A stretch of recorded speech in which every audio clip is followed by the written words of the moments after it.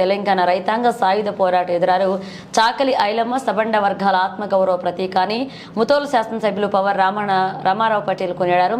తెలంగాణ సాయుధ పోరాట యోధురాలు చాకలి ఐలమ్మ 129వ జయంతి వేడుకలను ముతోలు మండల కేంద్రంలో ఘనంగా నిర్వహించారు. ఈ సందర్భంగా స్థానిక ఎమ్మెల్యే వీరనారి చాకలి ఐలమ్మ విగ్రహానికి పూలమాలలు వేసి నివాళులర్పించారు.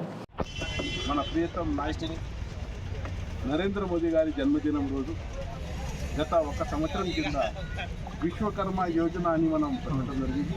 ఆ విశ్వకర్మ యోజనలో ఏదైతే కూలీ వృత్తి ఉంది, కూలీ ఏదైతే చేస్తారో వాళ్ళకి అన్యాయం జరుగుతుంది. కూలీ వృత్తి మర్చిపోతున్నారు, వేరే దందాలు వెళ్ళిపోతున్నారు. కూలీ వృత్తి కూడా డెవలప్మెంట్ చేయాలా, ఆధునిక టెక్నాలజీతో దానికి ఇన్స్ట్రుమెంట్స్ కావాలని ప్రతి మొన్న కుమ్మరి వాళ్ళ చెంపు కుమ్మరి వాళ్ళకు ఆధునిక టెక్నాలజీ గిట్ల తిరిగేది మన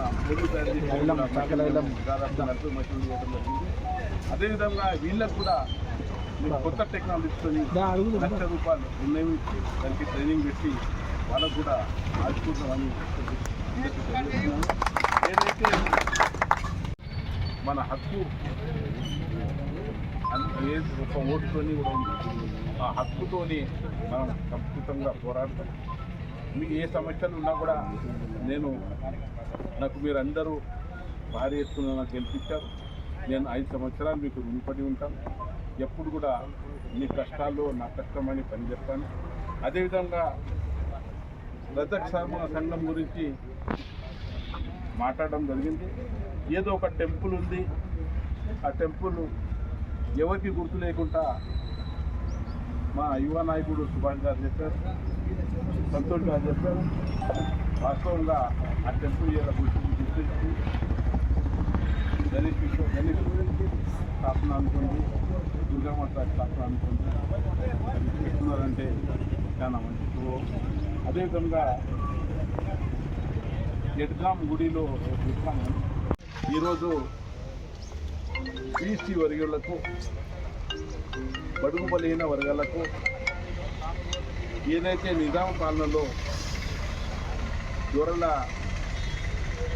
పాలన ఉండే, ఆ పాలనలో ఏదైతే భూమి కౌలుకిస్తుంది, ఆ కౌళ్ళలో కూడా చాలా అత్యాచారం జరుగుతుండే. ఆ అత్యాచారంకు ఆమె బలి అయి, ఆమె పెళ్లి అయిన తర్వాత ఏదైతే అత్తగారి ఇంటి గడుపుతుంది, యుద్ధం వాడితే భూమి అనే నినాదంతో ఈరోజు స్వాతంత్రం పోరాటంలో, నిజాం పరిపాలన పోరాటంలో ఒక నారీ శక్తి ఏమిటని చూపించి గత కొన్ని సంవత్సరాల నుంచి మనం చూస్తాం. మన శివాజీ తల్లి జీజాబాయి, అదేవిధంగా ఝాన్సీ రాణి లక్ష్మీబాయి, సావిత్రిబాయి ఫులే ఏదైతే పెద్దలు బడుగు బలహీన వర్గాల కోసం పనిచేసేది, హిందూ ధర్మగని కోసం పనిచేసేది, స్వాతంత్రం కోసం పోరాడేది సరోజినీ నాయుడు గారు ఎన్నో